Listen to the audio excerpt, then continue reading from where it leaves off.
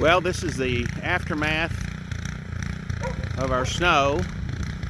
So we got about 8 inches, still spitting a little snow. It's very rare for us. That sound you hear behind me is my neighbor moved down from Indiana, and he had a snow blower. Probably got the only one in the whole town here. He's about out of gas, so anyway, quite beautiful. I'm glad to see it. It's very rare here in East Tennessee to see this.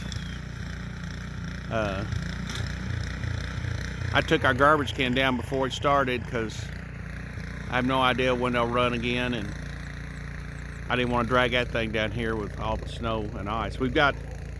This is something in Tennessee. A lot of people from up north move down and complain we can't drive, but I don't know if you can see it or not, but you've got a little layer of ice under this, so it's very difficult to drive on this.